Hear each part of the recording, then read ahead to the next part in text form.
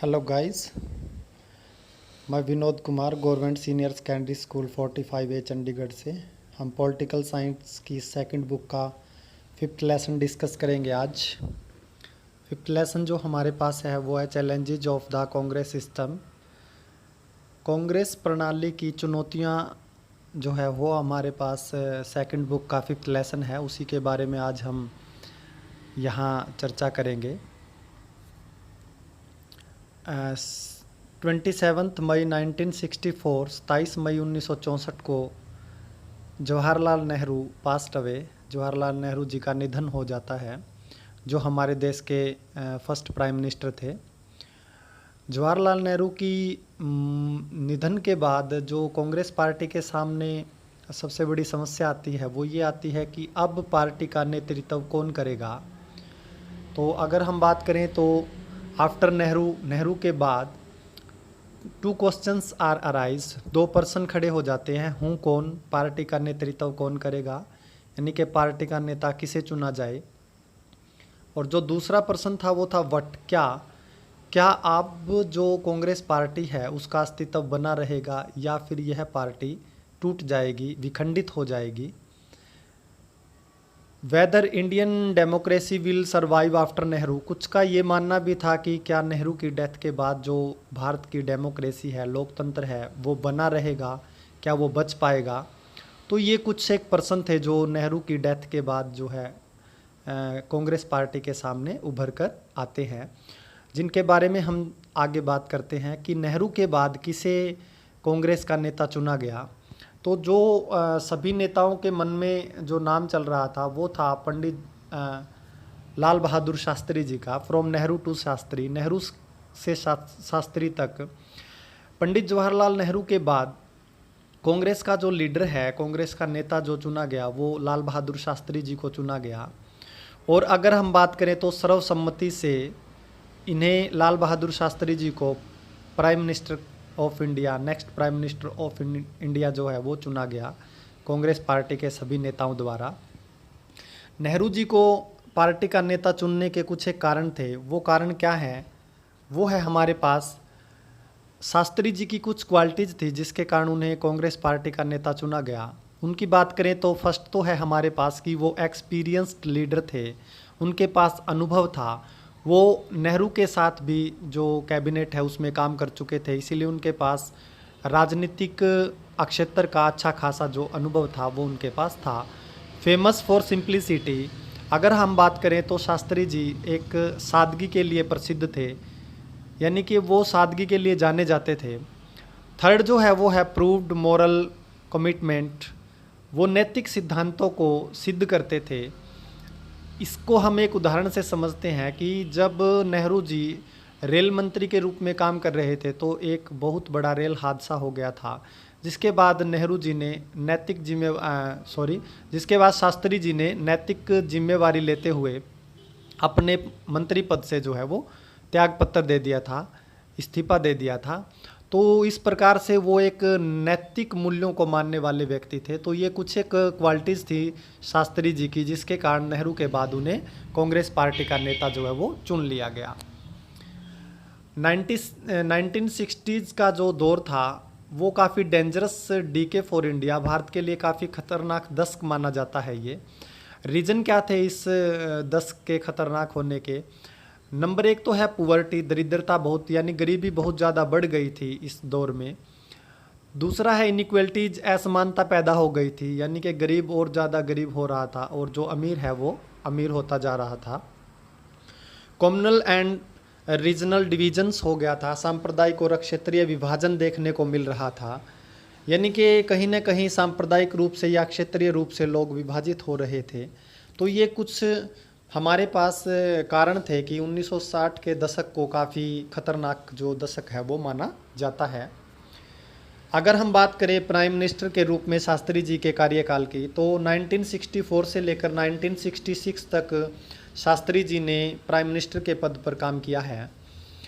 और जब शास्त्री जी ने प्राइम मिनिस्टर के कार्यभार को संभाला तो उनके सामने टू चैलेंजेस थे, दो चुनौतियां उनके सामने जो आई वो है, पहली जो चुनौती थी इंडो पाक वॉर यानी कि भारत और पाकिस्तान युद्ध जो 1965 में हुआ था, तो ये पहली चुनौती जो है शास्त्री जी के सामने उभर कर आई।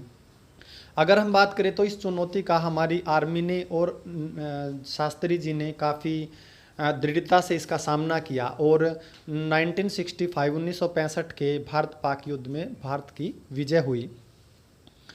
और अगर हम बात करें तो 10 जनवरी 1966 को ताशकंद में एक समझौता हुआ। ताशकंद एक शहर है, उज्बेकिस्तान का शहर है ये। वहाँ पर शास्त्री जी और जो डेलीगेट्स था पाकिस्तान का, उनके बीच में एक समझौता हुआ, जिसके बाद भारतीय आर्मी और पाकिस्तान आर्मी अलग अलग पीछे हट गई थी और भारत ने लाहौर तक क्षेत्र को विजय कर लिया था। परंतु समझौते के आधार पर यह कहा गया कि जो विजित क्षेत्र है वो वापस उन्हीं देश को सौंप दिया जाए। तो भारत ने जो लाहौर तक का क्षेत्र है वो वापस पाकिस्तान को जो है वो सौंप दिया था ताशकंद समझौते के तहत। उसके बाद शास्त्री जी जो है वापस आ रहे थे, तो उसी दौरान उनकी संदिग्ध मृत्यु हो जाती है, उनका निधन हो जाता है। तो ये काफ़ी लॉस था भारत के लिए। दूसरा जो था फेल्ड मानसून। मानसून में असफलता के कारण भारत में जो फूड क्राइसिस है वो भी देखने को मिला। तो इसका भी इसका भी शास्त्री जी ने काफ़ी डटकर जो है वो सामना किया। तो ये दो चुनौतियां आई थी शास्त्री जी के कार्यकाल के दौरान।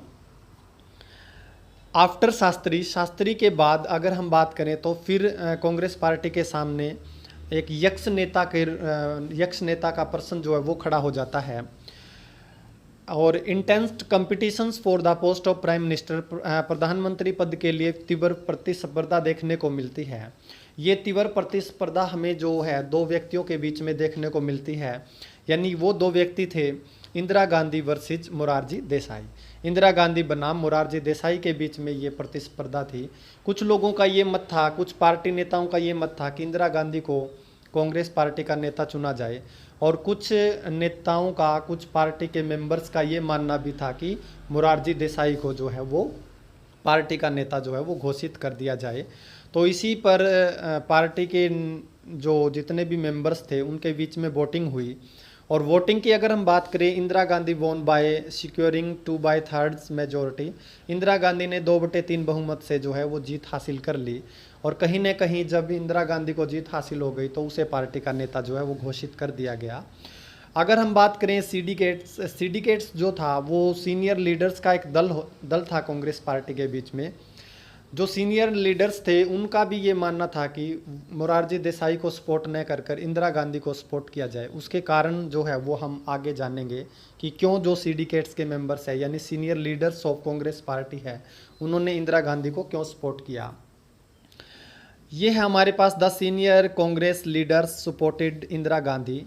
रीजन क्या था, जो सीनियर लीडर्स थे कांग्रेस पार्टी के, जो वरिष्ठ नेताओं थे, उन्होंने इंदिरा गांधी को समर्थन क्यों दिया। उनके जो हमारे पास ब्रीफली 3 रीजन्स निकल कर सामने आते हैं। Brief that she was depend the senior leaders due to her administrative and political inexperience. अगर हम बात करें तो इंदिरा गांधी को कोई राजनीति की ज़्यादा जानकारी नहीं थी, वो काफ़ी इनएक्सपीरियंस्ड यानी कि अनुभवहीन नेता थी, उसे प्रशासनिक जानकारी भी नहीं थी। तो सीनियर लीडर्स का ये मानना था कि कहीं ना कहीं उनकी अनुभवहीनता और प्रशासन की जानकारी न होने के कारण वो सीनियर लीडर्स पर डिपेंड रहेगी, और सीनियर लीडर्स यानी जो सिंडिकेट्स है उसका जो वर्चस्व है, उनकी जो पैठ है वो बनी रहेगी अगर इंदिरा गांधी को पार्टी का नेता चुन लिया जाता है।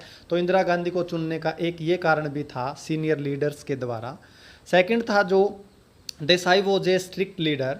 देसाई एक कठोर शासक माने जाते थे, यानी कि जो देसाई था, मोरारजी देसाई जी जो थे वो काफ़ी स्ट्रिक्ट नेता थे, लीडर थे। इसलिए भी जो सीनियर लीडर्स थे उन्होंने मोरारजी देसाई के पक्ष में वोटिंग करने से या उनके पक्ष में उन्हें चुनने से जो है वो गुरेज किया, बचे वो उससे। थर्ड है लॉयल्टी टुवर्ड्स नेहरू फैमिली। जो सिंडिकेट्स के मेंबर्स थे यानी senior leaders of Congress party थे, वो कहीं ना कहीं नेहरू परिवार के प्रति अपनी एक वफादारी भी शो करना चाहते थे। यह कारण भी इंदिरा गांधी को चुनने का एक कारण माना जा सकता है। फोर्थ जनरल इलेक्शन जो 1967 में हुए, चौथे आम चुनाव जो 1967 में हुए, उसमें हम ये कह सकते हैं कि कांग्रेस पार्टी ने उतना अच्छा प्रदर्शन नहीं किया जितने अच्छे प्रदर्शन के लिए वह जानी जाती है। आइए इस पर एक नज़र हम डालते हैं। लोकसभा चुनाव 1967 के परिणाम पर अगर हम नज़र डालें तो कांग्रेस पार्टी को 283 और स्वतंत्र पार्टी को 44, जनसंघ को 35, यानी कांग्रेस को 283, स्वतंत्र पार्टी को 44 और जनसंघ को 35 सीटें जो है वो प्राप्त हुई।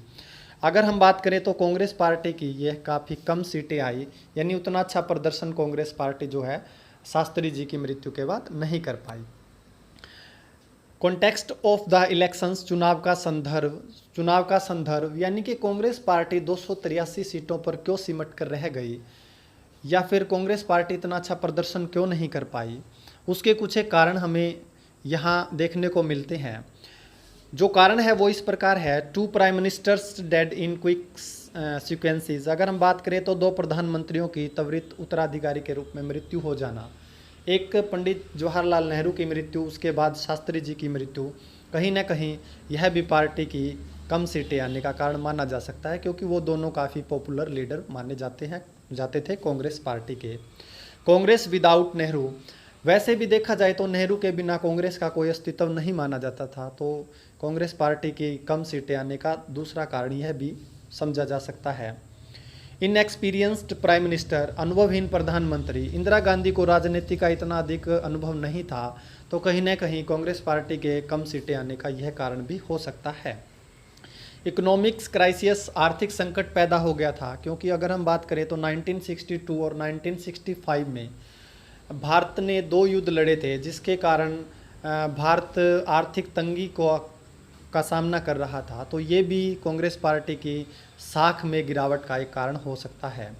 Decline in agricultures and industries productions, जो कृषि औद्योगिक उत्पादन में गिरावट आई, यानी कि कृषि और औद्योगिक, जब देश में आर्थिक संकट आएगा तो कहीं ना कहीं कृषि और औद्योगिक विकास दोनों की ही गति थम जाती है। तो जब कृषि और उद्योगों की गति थम गई तो यह भी कहीं ना कहीं कांग्रेस पार्टी की कम सीटें आने का कारण जो है वो माना जा सकता है। प्राइस राइज, कीमतें बढ़ गई, यानी हम ये कह सकते हैं कि मूल्य वृद्धि होने के कारण जो है महंगाई बढ़ गई थी।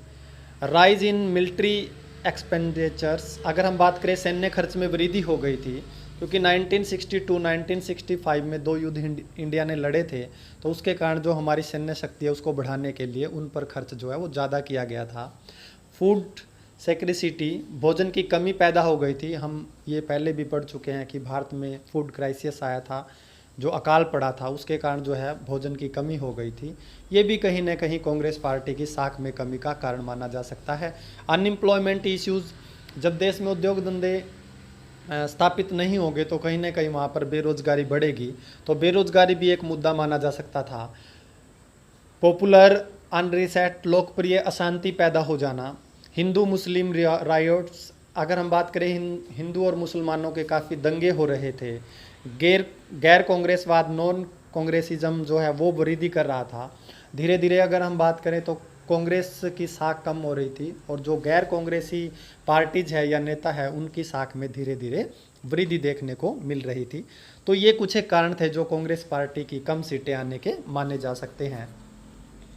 नॉन कांग्रेसिज्म क्या है? गैर कांग्रेसवाद की अगर हम बात करें, parties oppose to the Congress realise that the divisions of their vote kept to Congress is in power.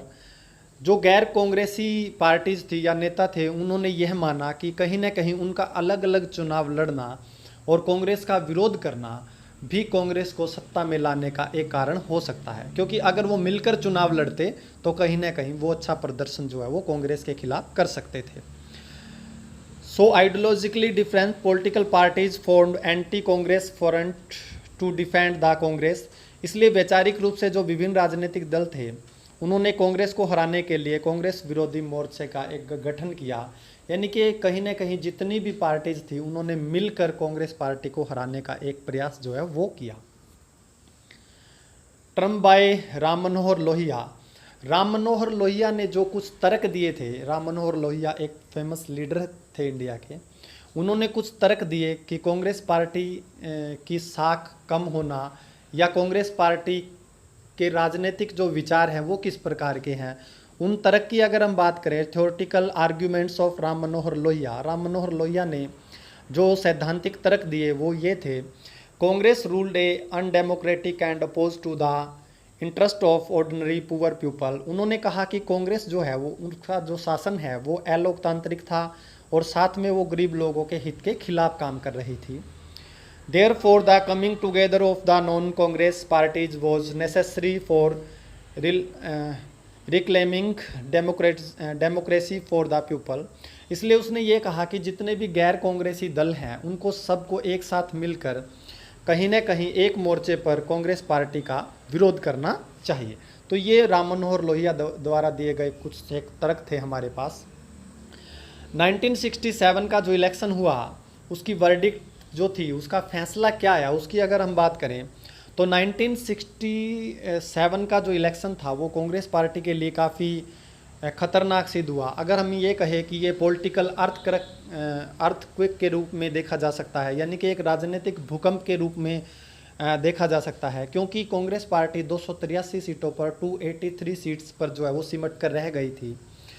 Congress की जो मेजोरिटी है लोकसभा में, मेजोरिटी जो है लोकसभा में वो 1952, यानी कि अगर हम देखें तो 1952 के बाद कांग्रेस पार्टी की सबसे कम सीटें जो है वो 1967 के चुनाव में प्राप्त हुई थी। इसके साथ साथ हम देखें तो half of the cabinet minister were defect. अगर हम बात करें तो जो कैबिनेट मिनिस्टर थे, जितने भी कैबिनेट के जो मिनिस्टर रहे थे नेता, काफ़ी पॉपुलर नेता जो थे, उनमें से आधे से ज़्यादा नेता जो थे वो चुनाव हार चुके थे 1967 के इलेक्शंस में। अगर हम इसको मैप के द्वारा समझने का प्रयास करें, विधानसभा के जो चुनाव हुए थे 1967 में, तो आपको ये जो रेड कलर के जितनी भी स्टेट्स नज़र आ रही है, इनमें कहीं ना कहीं कांग्रेस पार्टी की सरकार जो है वो ख़त्म हो चुकी थी। यानी कांग्रेस पार्टी या तो यहाँ पर बिल्कुल हार चुकी थी या फिर इन स्टेट्स में उनके साथ रीजनल पार्टी के साथ गठबंधन की सरकार थी। तो ये जो रेड कलर्स के हैं, जैसे राजस्थान, पंजाब, दिल्ली, उत्तर प्रदेश, बिहार, इनको आप देख सकते हैं। 9 स्टेट्स हैं ये टोटल, जिसमें कांग्रेस पार्टी का राज्य जो है, जो सत्ता जो है वो बिल्कुल समाप्त हो चुकी थी। ये हम पहले बात कर चुके हैं, जो सीनियर लीडर्स हैं वो हार चुके थे 1967 के चुनाव में, आधे से ज़्यादा जो नेता थे। अगर हम बात करें जो रीजनल पार्टीज़ का उदय होता है वो डीएमके है, ये रीजनल पॉलिटिकल पार्टीज़ थी ये। इसने तमिलनाडु में अपनी स्वतंत्र सरकार बनाई 1967 के इलेक्शंस में। तो हम ये कह सकते हैं कि डीएमके जो रीजनल पार्टीज़ है वो एक राष्ट्रीय पार्टी के परिप्रेक्ष्य में उभर कर सामने आई। तो रीजनल पार्टीज़ का उदय होना जो है वो 1967 के इलेक्शंस के बाद हमें दिखाई देता है। कोलेशंस, गठबंधन की अगर हम बात करें तो गठबंधन एक राजनीतिक साझेदारी हो सकती है। 2 या 2 से अधिक पार्टीज को जब पूर्ण बहुमत प्राप्त नहीं होता तो वो कहीं ना कहीं राजनीतिक हितों को सिद्ध करने के लिए, साधने के लिए एक दूसरे के साथ मिलकर बहुमत का आंकड़ा छू लेती हैं। तो इसे गठबंधन कहा जाता है। No single parties got clear majority in many legislative assemblies. जब एक पार्टीज को विधानसभा के चुनाव में पूर्ण बहुमत प्राप्त नहीं होता तो वो कहीं ना कहीं दूसरी पार्टीज के साथ मिलकर गठबंधन कर लेती हैं। ज्वाइंट यानी ये मिलकर फिर गठबंधन करती है और गठबंधन की जो है वो सरकार बनाती है। गठबंधन की अगर हम बात करें तो गठबंधन में जो पार्टीज हैं उनकी आइडियोलॉजी एक जैसी नहीं होती, उनकी विचारधारा एक नहीं होती, उनके विचार आपस में एक नहीं होते, ना उनकी पॉलिसीज एक जैसी होती है, लेकिन कहीं ना कहीं उनके राजनीतिक हित जो है वो एक जैसे होते हैं। तो इसलिए हम ये कह सकते हैं कि जो गठबंधन होता है वो आइडियोलॉजी बेस नहीं होता, बल्कि वो पॉलिटिकल आइडियोलॉजी के बेस पर होता है। वो एक राजनीतिक साझेदारी हम कह सकते हैं। Indira versus syndicates. इंदिरा गांधी जो है अब धीरे धीरे पार्टी के ऊपर अपना वर्चस्व स्थापित करने में जो है वो सक्षम हो गई थी, और वो अब जो है वो अपने सीनियर लीडर्स का जो एक डेलीगेट्स था जिसको सिंडिकेट्स कहते हैं, अब वो सिंडिकेट्स से छुटकारा पाना चाहती थी। यानी कि सिंडिकेट्स है क्या, एक group of powerful and influential leaders from with in Congress. Congress में जो काफ़ी शक्तिशाली और प्रभावशाली नेताओं का एक समूह है जिसको सिंडिकेट्स कहा जाता है। तो सिंडिकेट्स के साथ जो इंदिरा गांधी है उसके कुछ कॉन्ट्राडिक्शंस या कुछ विरोधाभास चल रहा था। अगर हम बात करें तो के कामराजन जो थे उन्होंने इंदिरा गांधी को पार्टी का नेता चुनने में अहम भूमिका निभाई थी, लेकिन जब धीरे धीरे इंदिरा गांधी ने पार्टी पर अपना वर्चस्व स्थापित कर लिया तो अब कहीं ना कहीं वो सीनियर लीडर्स को दरकिनार कर कर पार्टी पर अपना आधिपत्य स्थापित करना चाहती थी। तो उन्होंने के कामराजन जैसे सीनियर लीडर्स को भी पार्टी से दरकिनार करने का जो है वो मन बना लिया था। The syndicates expected Indira Gandhi to follow their advice. Syndicates का ये मानना था, यानी सीनियर लीडर्स का ये मानना था कि इंदिरा गांधी जो है उनके द्वारा दी गई एडवाइस को फॉलो करे, उनके द्वारा दी गई सलाह को माने। लेकिन इंदिरा गांधी जो है वो कहीं ना कहीं वरिष्ठ नेताओं को दरकिनार करना चाहती थी, यानी कि जो सिंडिकेट्स के मेंबर्स थे उनके द्वारा दी गई सलाह को इंदिरा गांधी ने मानने से धीरे धीरे इनकार कर दिया, क्योंकि वो धीरे धीरे सीनियर लीडर्स या सिंडिकेट्स के मेंबर से जो है वो आज़ादी पाना चाहती थी और पार्टी पर अपना वर्चस्व स्थापित जो है वो करना चाहती थी। टू चैलेंजेस बिफोर इंदिरा के सामने दो चुनौतियां थी। फर्स्ट थी इंडिपेंडेंस फ्रॉम सिंडिकेट्स। सिंडिकेट से आज़ादी पाना चाहती थी वो, यानी सीनियर लीडर्स से छुटकारा पाना चाहती थी। और दूसरा था regain the lost strength of Congress, और कांग्रेस पार्टी की जो खोई हुई शक्ति थी, ताकत थी, उसको वो दोबारा से जो है हासिल करना चाहती थी। इसके लिए उन्होंने इंट्रोड्यूस लेफ्ट फ्रॉम पॉलिटिक्स। उसने वाम मोर्चे की नीति जो है उसको लागू किया, वाम मोर्चे की नीति को लागू किया। 10 पॉइंट्स प्रोग्राम, 10 सूत्रीय कार्यक्रम लागू किया, जिसमें अगर हम बात करें include social control of bank के ऊपर उसने सामाजिक नियंत्रण जो है वो शामिल कर लिया था। नेशनलाइजेशंस ऑफ द जनरल इंश्योरेंस, सामान्य बीमा का राष्ट्रीयकरण कर दिया उन्होंने। Ceilings of the urban properties, शहरी संपत्ति पर कब्जा करना शुरू कर दिया। Public distributions of the food grain, खाद्यान्न का सार्वजनिक वितरण शुरू किया। लैंड रिफॉर्म्स, भूमि सुधार शुरू किए। उसके बाद provisions of the house state to the rural poor, जो गरीब लोग थे, ग्रामीण गरीब लोग थे, उनके लिए जो है घरों की व्यवस्था की उन्होंने। उसके बाद अगर हम बात करें, प्रेसिडेंट्स इलेक्शन हुए थे 1969 के अंदर। प्रेसिडेंट इलेक्शंस के बाद कहीं ना कहीं कांग्रेस पार्टी में विखंडन हुआ, यानी कांग्रेस पार्टी दो भागों में बट गई थी। उसका रीज़न ये था कि जो वीवी गिरी जी थे वो पहले उपराष्ट्रपति थे, यानी कि वाइस प्रेसिडेंट थे वो इंडिया के। तो अब जो है इंदिरा गांधी और उसको समर्थन करने वाले नेता थे इंदिरा गांधी को, वो कहीं ने वीवी गिरी को ही राष्ट्रपति यानी कि प्रेसिडेंट पद का उम्मीदवार घोषित करना चाहते थे।